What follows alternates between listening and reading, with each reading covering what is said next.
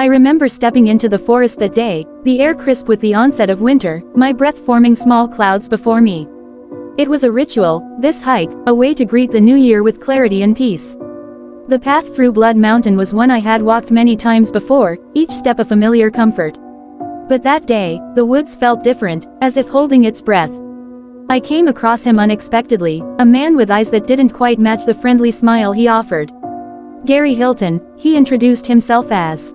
There was something about him that made the hairs on the back of my neck stand up, a feeling I tried to dismiss as unfounded paranoia. After all, what danger could there be in the daylight, among the trees that I had known as friends?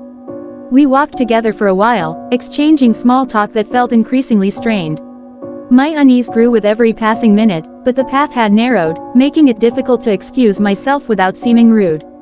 It wasn't long before his demeanor shifted, the mask of friendliness slipping to reveal something far more sinister. I realized then that I had walked straight into a nightmare. The next hours, or perhaps they were days, it's hard to tell, were a blur of fear, desperation, and disbelief. I had read about predators, of course, about the violence humans could inflict on one another, but to be faced with it, to feel the cold grasp of mortality tightening around my own throat, was something I had never imagined.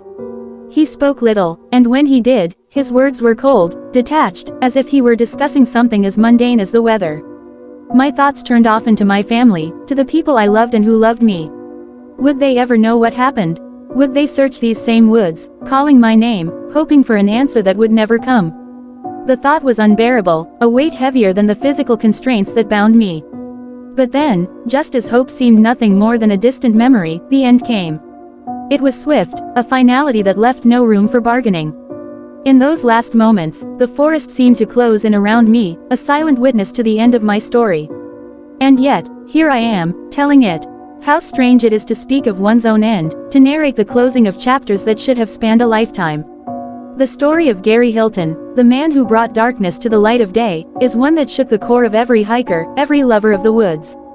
But it is my story too, a reminder of the fragility of life and the shadows that lurk in the hearts of men. The forests are still my sanctuary, in a way, a place where my story lives on, whispered by the wind through the trees.